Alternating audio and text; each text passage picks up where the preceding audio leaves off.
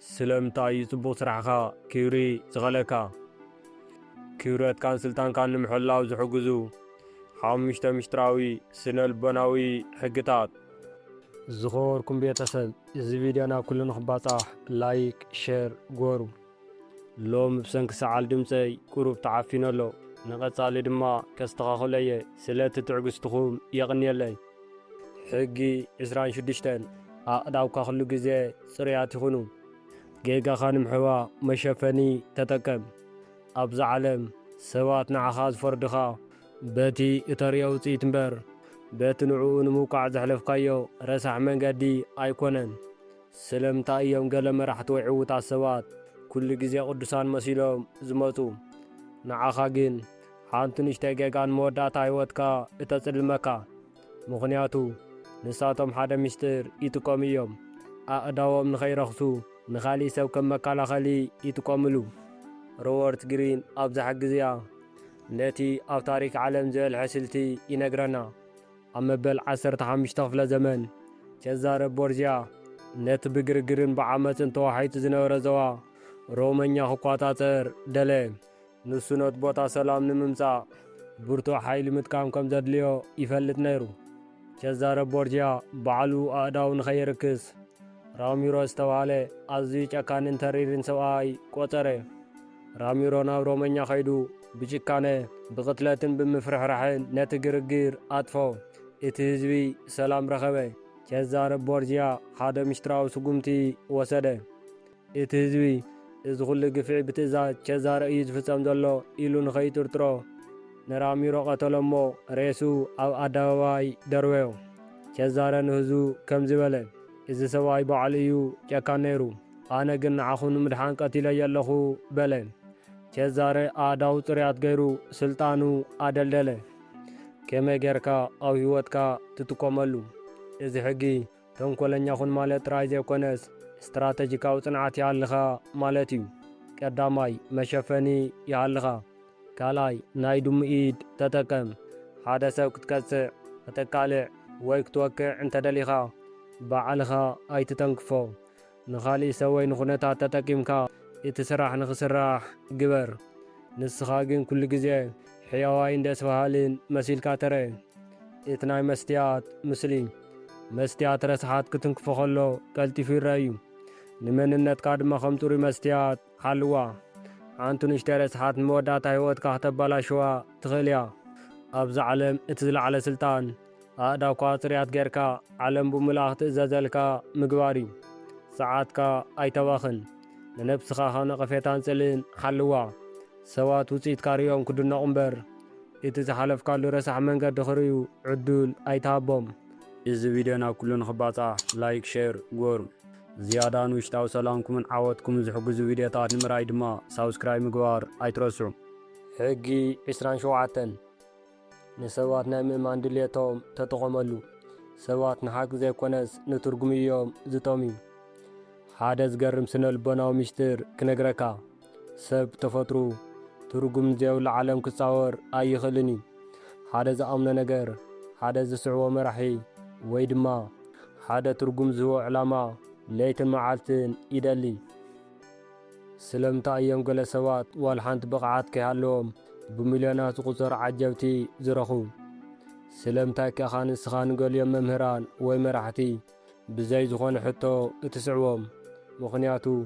نساتهم حدا مشتر يتقوميوم نتميت امنت كاتتقيموم لك يخم أملاح كوين كان خطر رايوم يقورخا روورت جرين أبزح الجزيا نيتني سوات كاوتارا سعوتي ناول فنياتا زغيرلو حامشتا سقومتتات ينقرنا أما بل عسرت شمن تخفل زمن فرانس ميسمر استوى الحكيم نيرو نسو سوات بأكالو مدحاني سيكونس بحادة مشترا ماغنيتا وطعات كحاوي خمز خولو تزاروين ميسمر حادة مشتراوي يتكم نيرو مشتراوي مخان ناو حادة سلام كفليو سدممو مشترا موزيكا انا تتاوتين نسو دم أخبار كدان تخدينو بتري يتنكفهم نيرو سوات نزير دوم نقر سلسفتو إذا سب تأمر قبرلو إلوم آمونو ميسمر بساينس والا حانت مرداتا أينورن قنت ميت امنا سوات سلستا تغملو መላእ ፓሪስ ኣብ ትሕቲ እግሩ ወደቐት። ንሱ ሓኪም ዘይኮነስ ንሰባት ዝዝውር መራሒ ሃይማኖት ኮነ። እቶም 5 ስጉምትታት ስልጣን። ቀዳማይ ቃላትካ ግልጺ ኣይኹኑ። ብዙሕ ትርጉም ዘለዎም ግን ድማ ባዶ ዝኾኑ ቃላት ተጠቀም። ንኣብነት ሓርነት፣ ፀዓት፣ መንፈሳዊ ዕብየት። ሰባት ነቶም ቃላት ባዕላቶም ከም ዝደለይዎ ትርጉም ክህብዎም ዕድል ሃቦም። ዝያዳ ምስጢራዊ ብዝኾንካ መጠን ሰባት ዝያዳ ይስዕቡኻ። ካልኣይ ስምዒት ቅድሚ ምኽንያት። ንኣእምሮ ሰባት ኣይትዛረብ፣ ንልቦም ተዛረብ። ሰባት ክሓሱ እንተጀሚሮም ጌጋኻ ክረኽቡ እዮም። ስለዚ ተስፋ ብዝህቡ ምስልታትን ብርቱዕ ስምዒትን ኣዳናግሮም። ሳልሳይ ስርዓት ፍጠር። ሰዓብትኻ መዓልታዊ ዝገብርዎ ነገር ሃቦም። ሓበራዊ ኣዘራርባ፣ ሓበራዊ ኣከዳድና ወይ ድማ ሓበራዊ ተግባር ንዓኣቶም ከም ሓደ ፍሉይ ጉጅለ ከም ዝኾኑ ስምዒት ይፈጥረሎም። ራብዓይ ምንጪ ኣታዊኻ ሕባእ። ስልጣንካ ካብ ኣምላኽ ወይ ካብ ተፈጥሮ ዝመፀ ኣምስሎም። ሓምሻይ ጸላኢ ፍጠር። ሰዓብትኻ ጸኒዖም ንኽቖሙ ሓደ ናይ ሓባር ጸላኢ ሃቦም። ከመይ ጌርካ ኣብ ህይወትካ ትጥቀመሉ። እዚ ሕጊ ሰባት ኣታልል ማለት ጥራይ ዘይኮነስ ንነብስኻ ሓሉ ማለት እውን እዩ። ቀዳማይ መራሒኹን። ኣብ ስራሕ ይኹን ኣብ ህይወትካ ሰባት ዝደልይዎ ዓብዪ ራእይ ሃቦም። ሰባት ንዓኻ ዘይኮነስ ነቲ ንስኻ እተመሓላልፎ ትርጉም እዮም ዝስዕቡ።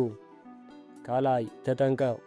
ሓደ ሰብ ብጣዕሚ ተስፋ ጥራይ እናሃበካ ግን ድማ ዋላ ሓንቲ ጭቡጥ ነገር ዘይገብር እንተኾይኑ ካብ ዝመጻ ወድያ ርእስኻ ኣድሕን። እቲ ናይ መብራህቲ ምስሊ። ኣብ ጸልማት ለይቲ ኩሎም ሓሳኻታት ናብታ ሓንቲ መብራህቲ እዮም ዝጐዩ። እታ መብራህቲ ዋላ ሓንቲ ኣይትዛረብን እያ፣ ጥራይ ብርሃን ትህብ። ንስኻ ድማ ንሰባት ትርጉም እትህብ መብራህቲ ኹን። ንሳቶም በዓላቶም ናባኻ ክመፁ እዮም። ኣብዚ ዓለም እቲ ዝለዓለ ስልጣን ንሰባት ትርጉም ምሃብ እዩ። ሰብ ብምግቢ ጥራይ ኣይነብርን እዩ፣ ብተስፋን ብእምነትን እውን እዩ ዝነብር። ሰዓትካ ኣይተባኽን። ንነብስኻ ክመራሕ ራእይ ቅረጻ። ሓያል ሰብ ማለት ሰባት ብዘይካ ንሱ ህይወትና ትርጉም የብላን ክሳብ ዝብሉ ዝገበረ ሰብ እዩ። ሕጊ 28 ብትብዓት ስጉምቲ ውሰድ። ንጥርጣረን ፍርሕን ቦታ ኣይተሃቦም። ኣብዚ ዓለም ሓደ ሰብ በሊሕ ስለ ዝኾነ ጥራይ ኣይኮነን ዝዕወት። እቲ ናይ ሓቂ ዓወት ዝመጽእ ካብቲ ንስኻ ስጉምቲ ክትወስድ ከለኻ እተርዮ ትብዓት እዩ። ስለምንታይ ኢኻ ሓደ ነገር ክትገብር ክትፍትን ከለኻ እትዋላወል? ስለምንታይ ከእዩ እቲ ትሑት ፍልጠት ዘለዎ ሰብ ብትውዓቱ ጥራይ ካባኻ ዝበለጸ ዕዱል ዝረክብ? ምኽንያቱ ንስኻ ጥንቃቐ ዝመሰለካ ነገር ንዓለም ግን ከም ፍርሒ ኾይኑ ስለ ዝረአያ እዩ። ሮበርት ግሪን ኣብዛ ሓጊዝያ ነቲ ንኹሉ ዕንቅፋታት ሰባቢሩ ዝሓልፍ ምስጢራዊ ሓይሊ ይነግረና። ነዚ ንምርዳእ ናይቲ ብጥዋዕቱ ጥራይ ንጉስ ዝኾነ ሰብኣይ ታሪክ ብኣንክሮ ስማዕዮ። ኣብ መበል 16 ክፍለ ዘመን ፔትሮ ኣሬቲኖ ዝተባሃለ ታራ ሰብኣይ ነይሩ። ንሱ ሓደ ምስጢር ይፈልጥ ነይሩ። ንዓበይቲ ሰባት ክትቀርቦም እንተደሊኻ ተንበርኪኽካ ዘይኮነስ ልክዕ ከምኣቶም ሓያል ኮንካ ክትቀርብ ኣለካ። ኣሬቲኖ ናብቲ ዝለዓለ ስልጣን ዘለዎ ፖፕ ክቐርብ ደለየ። ንሱ ከም ካልኦት ሰባት ሓገዝ እናለመነ ኣይኣተወን። ኣብ ክንዱ ሓደ ዘድንፅን ዘስብንን ግጥሚ ጽሓፎ እሞ ኣብ መላእ ሮማ ከም ዝዝርጋሕ ገበረ። እቲ ግጥሚ ብጣዕሚ ትብዓት ዝመልኦን ንዓበይቲ ሰባት ዝነቅፍን ነበረ። ኩሉ ሰብ እዚ ሰብኣይ መን እዩ ክሳብ ክንዲ ዝደፍር ኢሉ ተገረመ። እቲ ፖፕ ባዕሉ በቲ ትብዓት ኣሬቲኖ ተመሲጡ ናብኡ ጸውዖ። ኣሬቲኖ ብትውዓቱ ጥራይ ካብቲ ታራ ጸሓፊ ናብቲ ዝለዓለ ናይ ክብሪ ቦታ ደየበ። ንሱ ኣፍኩ ድለይ ኣይበለን። ስለምንታይ እዩ ጥርጣሬ ሓደገኛ ዝኸውን? ኣብ ዓለም ስልጣን ጥርጣሬ መርዚ እዩ። ጥርጣሬ ይወልድ። ንስኻ ብዛዕባ ገዛ ርእስኻ እንተተጠራጢርካ ዓለም እውን ብዛዕባኻ ክትጠራጠር እያ። ስጉምቲ ክትወስድ ከለኻ እንተተሰናዊድካ ሰባት ንዓኻ ከም ድኹም ገይሮም ስለ ዝርኢኻ መጥቃዕቲ ይጅምሩ። ሰባት ብተፈጥሮም ናብቲ ትብዓት ዘለዎ ሰብ ይስሓቡ እዮም። ትብዓት ንናትካ ጌጋታት ክትሽፍን ይሕግዘካ። ከመይ ጌርካ ኣብ ህይወትካ ትጥቀመሉ? እዚ ሕጊ ዕዉድ ኩን ማለት ኣይኮነን፣ የግዳስ። ብምሉእ ልብኻ ስጉምቲ ውሰድ ማለት እዩ። ቀዳማይ ብፍርቂ ልቢ ኣይትጀምር። ሓደ ስራሕ ክትሰርሕ ወይ ሓደ ነገር ክትሓትት እንተወሲንካ ብትብዓት ሕተት ጥርጣሬ እናሬኻ ምስ እትሓትት ኣይፋል ንምባል መንገዲ ትኸፍት ኣለኻ። ካልኣይ ጌጋታትካ ብትብዓት ኣርሞም፣ ትብዓት ንታሪክካ ቐልጢፉ ይቕይሮ። ሳልሳይ መጀመርታ ተሰማዕ፣ ኣብ ዝኾነ ማሕበራዊ ቦታ መጀመርታ ብትብዓት ተዛረብ። ሓደ ግዜ ተሰማዓነት ምስ ረኸብካ እቲ ዝተረፈ ጸወታ ቀሊል ይኸውን። እቲ ናይ ኣንበሳን ኣንጭዋን ምስሊ። ሓንቲ ኣንጭዋ ናብ ሓደ ጸገም ክትቀርብ ከላ ብጥንቃቐን ብፍርሕን እያ እትቐርብ። ስለዚ ድማ እዩ ዝኾነ ነገር ዝቐትላ። ኣንበሳ ግን ጸገም ምስ መጾ ብትብዓት ይገጥሞ። ዓለም ንኣንጭዋ ትረግጻ፣ ንኣንበሳ ግን ትፈርሖ። ህይወትካ እውን ከም ኣንበሳ ትኹን። ጥንቃቐ ሓደ ግዜ ካብ ስንፍና እዩ ዝመጽእ። ሰዓትካ ኣይተባኽን፣ ንነፍስኻ ብትብዓት ኣልምዳ። ሰባት ውፂኢትካ ርዮም ክስንብድ እምበር እቲ ውልውልካ ኸርዩ ዕዱል ኣይተሃቦም። ሕጊ 29 ኩሉ ግዜ ክሳብ መወዳእታ መደግበር። ብጽቡቕ ምጅማር እኹል ኣይኮነን፣ ብዓወት ምውዳእ እዩ እቲ ምስጢር። መብዛሕትኡ ሰብ ብርቱዕ ፀዓት ሒዙ ይጅምር። ፍርቂ መንገዲ ምስ በጽሐ ግን ብሰንኪ ዘይተጸበየ ዕንቅፋት ተስፋ ቖሪጹ ይተርፍ። ስለምንታይ ኢኻ ሓድሽ ስራሕ ወይ ሓድሽ ዝምድና ክትጅምር ከለኻ ብዛዕባ መወዳእቱ ዘይተሓስብ? ስለምንታይ ከ እዩ እቲ ብሓጐስ ምጅማር ንዓኻ ንነዊሕ ክትርኢ ዝዓግተካ? ምኽንያቱ ንስኻ ዕዱል ንዓኻ ክትሕግዘካ ስለ ትጽበ እዩ። እቲ ናይ ስልጣን ሓቂ ግን ከምዚ ይብል፣ ዕዱል መደብ ንዘይብሉ ሰብ ኣይተኸብርን እያ። ሮበርት ግሪን ኣብዛ ሓግዝ እያ ነቲ ንዓበይቲ ስትራቴጂስት ዓለም ዘዕወተ ምስጢር ይነግረና። ነዚ ሕጊ ንምርዳእ ናይቲ ብብልሓቱ ዓለም ዝገዛ ቫስኮ ዳጋማ ታሪክ ብኣንክሮ እስማዓዮ። ኣብ መበል 15 ክፍለ ዘመን ቫስኮ ዳጋማ ናብ ህንዲ ዝወስድ ናይ ባሕሪ መንገዲ ንምርካብ ተበገሰ። መብዛሕትኡ ተጓዓዛይ ባሕሪ መጀመርታ ጥራይ ሓሲቡ እዩ ዝብገስ ነይሩ። ቫስኮ ዳጋማ ግን ሓደ ምስጢር ይጥቀም ነይሩ፣ ክሳብ መወዳእታ ምሕሳብ። ንሱ ናብ ህንዲ ምስ በጽሐ እንታይ ዓይነት ሰባት ከጋጥምዎ ከም ዝኽእሉ፣ ንጉስ ህንዲ እንታይ ዓይነት ህያብ ከም ዝፈቱ፣ ምስ ተመለሰ ኣብ ዓዱ እንታይ ዓይነት ተቐባልነት ከም ዝረክብ ኩሉ ኣቐዲሙ መደብ ገይሩሉ ነይሩ። ኣብ ማእኸል መንገዲ ብርቱዕ ማዕበልን ሕማምን ምስ መጾ ንሱ ድሮ ስለ ዝተዳለወሉ ኣይሰንበደን። ቫስኮ ዳጋማ ክሳብ መወዳእታ መደብ ስለ ዝገበረ ጥራይ ንዓለም ዝለወጠ ናይ ንግዲ መንገዲ ከፈተ። ንሱ ተራ ተጓዓዛይ ዘይኮነስ ንመጻኢዩ ዝሰኣለ ጐይታ መደብ ነበረ። ስለምንታይና መወዳእታ ክንሓስብ ዘይንደሊ? ኣእምሮ ሰብ ተፈጥሩ ነቲ ሒዚ ዘሎ ስምዒት እዩ ዝፈቱ። ሓደ ሓድሽ ሓሳብ ምስ መጸና በቲ ሓሳብ ተመሲጥና ነቶም ክመፁ ዝኽእሉ ዕንቅፋታት ክንርኢ ንሽገር።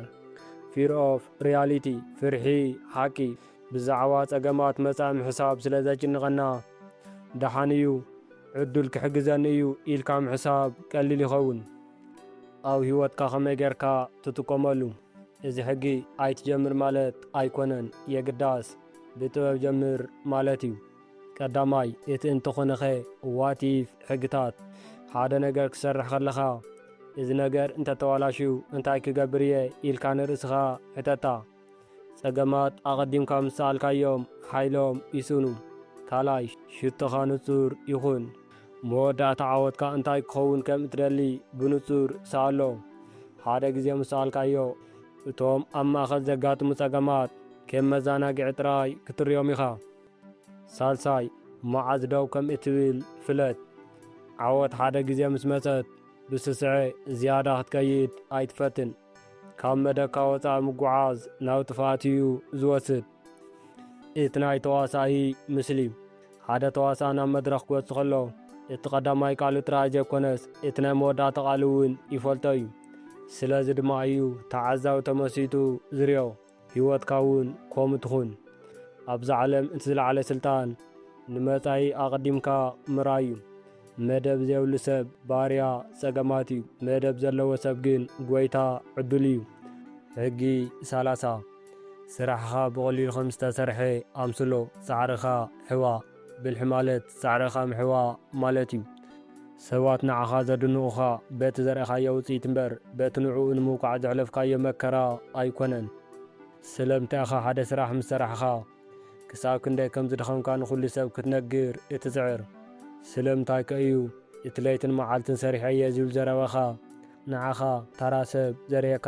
ምኽንያቱ ንስኻ ፃዕሪ ክብሪ የምጽእ ይመስለካ እዩ። እቲ ናይ ስልጣን ሓቂ ግን ከምዚ ይብል፣ ዝኾነ ነገር ብዘይ ፃዕሪ ከም ዝተገብረ ምስ ዝመስል ጥራይ ግርማ ዝህልዎ። ሮበርት ግሪን ኣብዛ ሓጊዝ እያ ነቲ ንዓበይቲ ስነ ጥበበኛታትን መራሕትን ተኣምረኛታት ዘምስሎም ምስጢር ይነግረና። ነዚ ታሪክ ንምርዳእ ናይቲ ዓብዪ ሃደን ምስጢር ዝተባሃለ ሰብኣይ ታሪክ ብኣንክሮ ስማዕዮ። ኣብ መጀመርታ 20 ክፍለ ዘመን ሃሪ ሁድኒ ዝተባሃለ ኣዝዩ ፍሉጥ መታለሊ ነይሩ። ሁድኒ ካብ ዝተቖለፈ ሳጡን ካብ ሰንሰለትን ካብ ማይን ብዝገርም ቅልጣፈ ይወፅእ ነይሩ። ዓለም ብምልእታ እዚ ሰብ ስውር ሓይሊ ኣለዎ ኢላ ተኣምን ነበረት። ሁድኒ ሓደ ምስጢር ይጥቀም ነይሩ፣ ፃዕሩ ምሕዋእ። ንሱ ነፍሲ ወከፍ ምንቅስቓሱ ንዓመታት ይለማመደ ነይሩ። ላውን ፍርሕሞትን ኩሉ ኣብ ውሽጡ ይሓወ ነይሩ።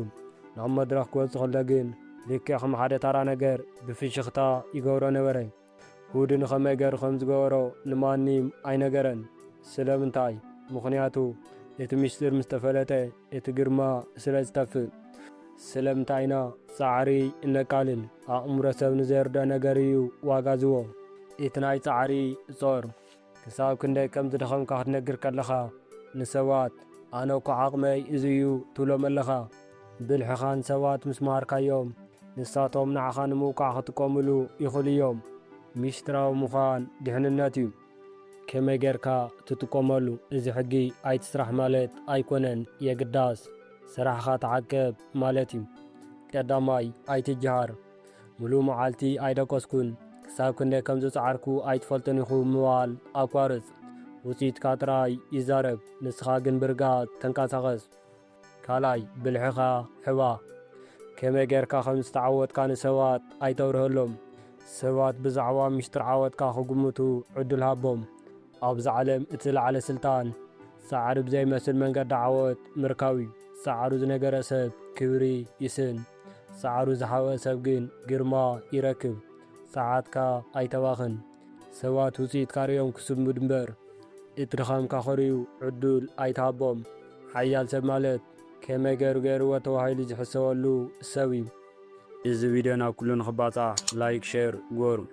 ዝያዳ ንውሽጣዊ ሰላምኩምን ዓወትኩም ዝሕግዙ ቪድዮታት ንምርኣይ ድማ ሳብስክራይብ ምግባር ኣይትረስዑ።